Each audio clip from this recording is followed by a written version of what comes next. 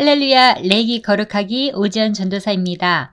성경에 많은 숫자가 기록되어 있지만 그 가운데 성경에 기록된 중요한 숫자는 거의 7인 경우가 많습니다. 7의 수는 완전수로서 옛것은 청산하고 새롭게 거듭나는 생활의 시작에 대한 상징이라 할 수 있습니다. 첫째 날부터 여섯째 날까지 일하고 일곱째 날에 안식하고 1년에서 6년까지 일하고 7년째는 안식년으로 쉼을 누리게 되고 7년 안식년을 7번 지나서 49년째 안식년에도 안식을 누리고 난 후 그 다음 해에 50년이 되는 해, 즉 희년을 누리게 되는 것입니다. 레위기 25장에서는 두 가지 안식에 대하여 말해주고 있습니다. 첫째는 7년마다 돌아오는 안식년이고 둘째는 50년마다 돌아오는 희년입니다. 안식년과 희년은요, 하나님이 제정하신 것으로 모두가 안식의 날입니다. 안식년과 희년은 하나님이 어떤 분인지, 하나님이 어떤 복을 주시는 분인지, 하나님이 우리에게 어떤 신앙을 요구하시는지를 잘 드러내는 제도로 그 의미를 알아보고자 합니다. 1절부터 7절까지 안식년에 대한 내용입니다. 여호와께서 시내산에서 모세에게 말씀하여 이르시되 이스라엘 자손에게 말하여 이르라. 너희는 내가 너희에게 주는 땅에 들어간 후에 그 땅으로 여호와 앞에 안식하게 하라. 너는 6년 동안 그 밭에 파종하며 6년 동안 그 포도원을 가꾸어 그 소출을 거둘 것이나 일곱째 해에는 그 땅에 쉬어 안식하게 할지니 여호와께 대한 안식이라. 너는 그 밭에 파종하거나 포도원을 가꾸지 말며 내가 거둔 후에 자라난 것을 거두지 말고 가꾸지 아니한 포도나무가 맺은 열매를 거두지 말라. 이는 땅의 안식년임이니라. 안식년에 대한 규례는 출애굽기와 신명기에도 언급하고 있는 내용입니다.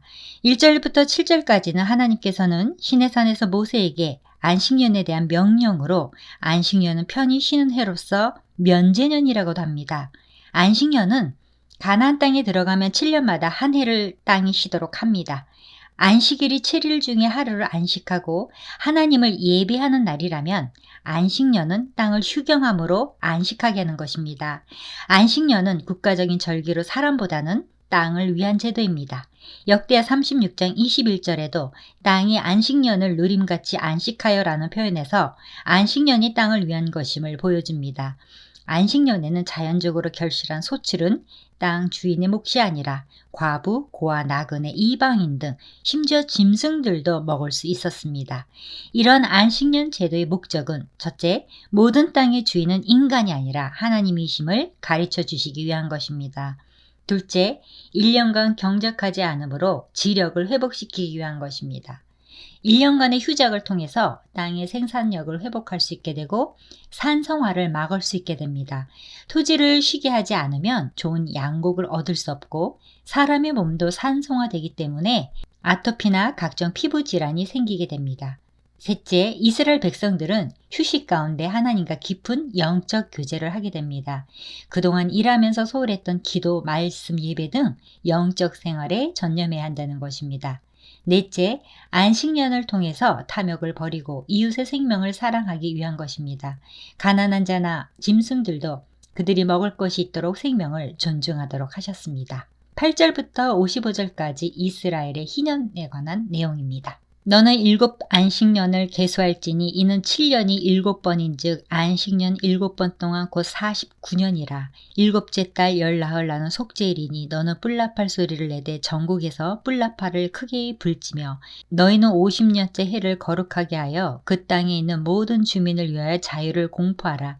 이 해는 너희에게 희년이니 너희는 각각 자기 소유로 돌아가며 각각 자기 가족에게로 돌아갈지며 그 50년째 해는 너희의 희년이니 너희는 파종하지 말며 스스로 난 것을 거두지 말며 가꾸지 아니한 포도를 거두지 말라.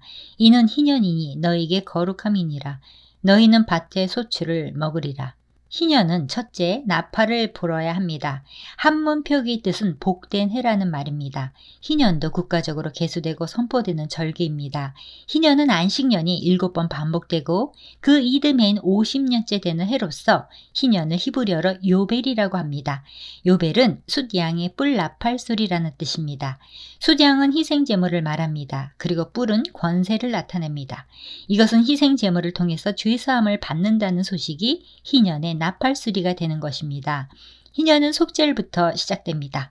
원래 속죄일은 나팔을 불지 않으나 희년이 시작되는 속죄일에는 숫양의 뿔로 나팔을 불어 공포했습니다.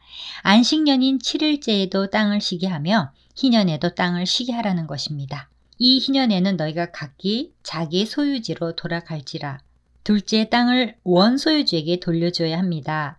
이스라엘 백성이 가나안 땅에 들어가려면 땅을 분배해 줄 텐데 살아가면서 그 땅이 매매가 이루어지더라도 희년에는 다시 원래 주인에게 돌려주어야 한다는 것입니다.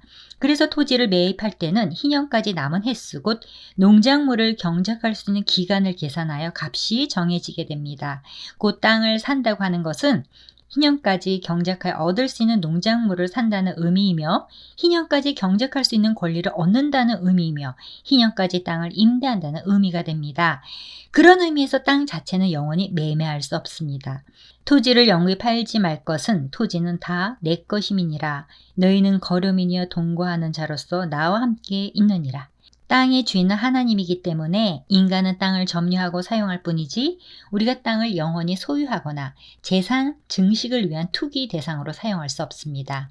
너희 기업의 온 땅에서 그 토지 무르기를 허락할지니 만일 내 형제가 가난하여 그의 기업 중에서 얼마를 팔았으면 그에게 가까운 기업 물을 자가 와서 그의 형제가 판 것을 물을 것이요. 이스라엘 백성들에게서 토지 매매는 일종의 임대와 같은 성격을 띠고 있습니다. 즉 그들은 토지를 매매하더라도 토지 무르기 제도나 희년 제도에 따라 원래 주인에게 다시 돌려줘야 합니다. 무르기라는 원어 게울라는 되사기, 되찾기라는 뜻입니다. 희년이 오기 전이라도 친척이 그 땅을 물으면 기업을 되찾을 수 있었습니다. 이 사람을 기업 물을 자라고 합니다.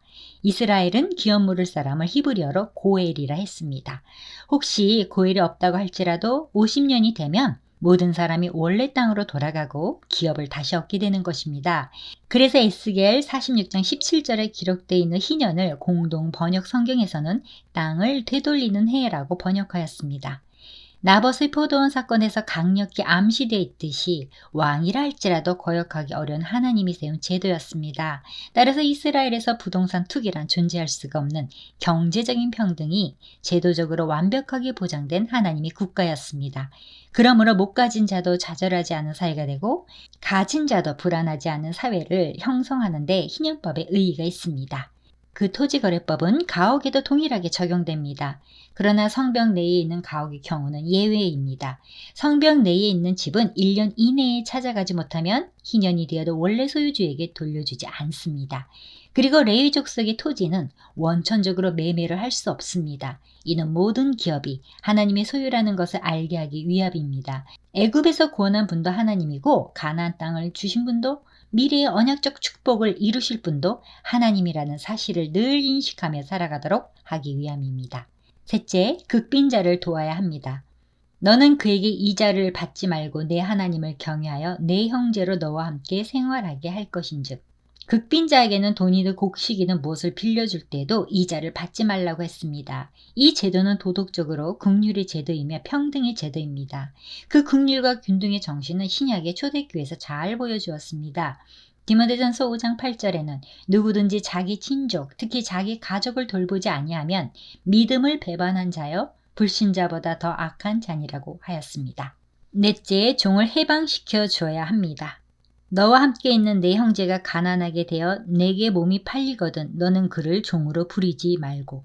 이방인을 노예로 사게 된 경우에는 영원히 종으로 삼을 수 있습니다. 그러나 동족인 경우에는 노예로 샀을지라도 인권을 무시한 채 고문이나 폭행이나 사용을 할 수 없습니다. 불가피하게 가난한 자가 되어 어쩔 수 없이 동족의 종이 되었다 할지라도 품꾼처럼 대하다가 희년이 되면 자기 집으로 돌려보내야 합니다. 왜냐하면 42절에 보시면 그들은 내가 애굽 땅에서 인도하여 낸 내 종들이니 종으로 팔지 말 것이라 말씀하셨습니다. 이는 이스라엘 백성은 하나님의 언약 백성, 곧 하나님의 소유로서 누구도 영원히 소유할 수 없다는 것을 알게 하기 위함입니다. 그러므로 희년은 자유와 해방을 주어 그래서 희년을 자유의 해라고 하기도 합니다. 다섯 번째, 빚을 탕감해 줘야 합니다.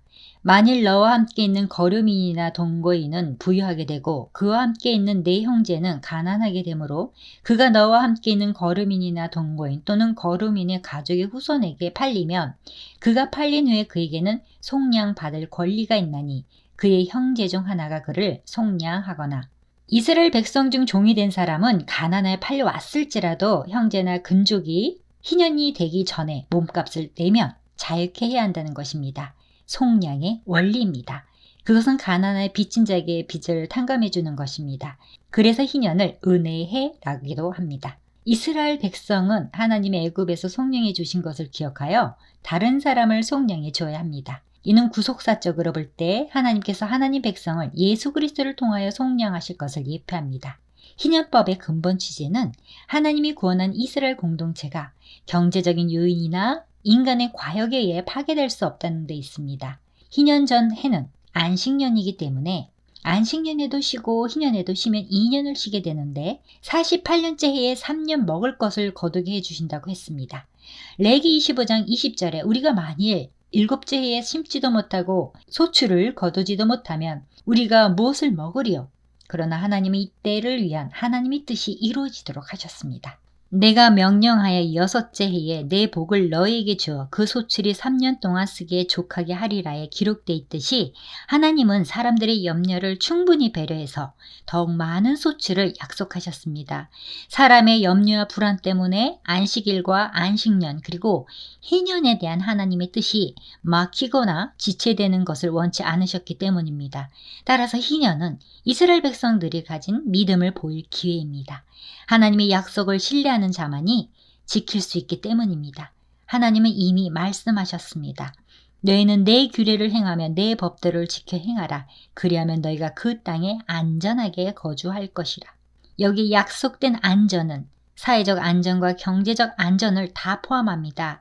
그러므로 하나님의 백성이 살아가는 방법은 스스로 환난을 막으려고 애쓰고 스스로 먹을 것을 얻으려고 애쓰는 것이 아닙니다.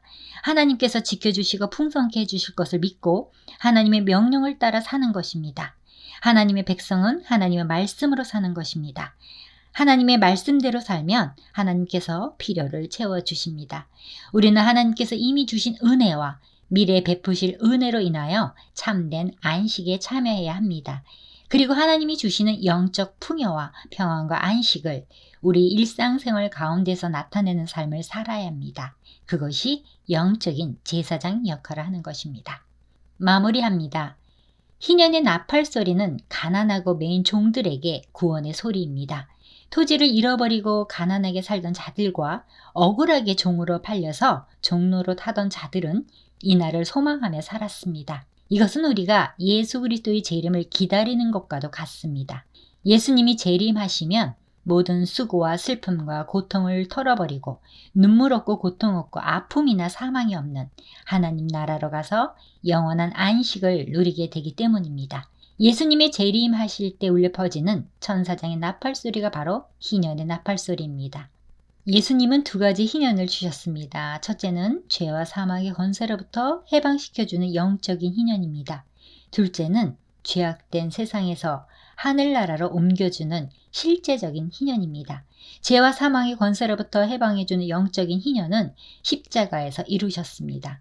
그러나 죄악된 이 세상으로부터 영원히 벗어나는 실제적인 희년은 예수님이 재림으로 이루어지게 됩니다. 안식년은 땅을 쉬게 하는 것이고 희년은 사람에게 안식을 주는 것입니다.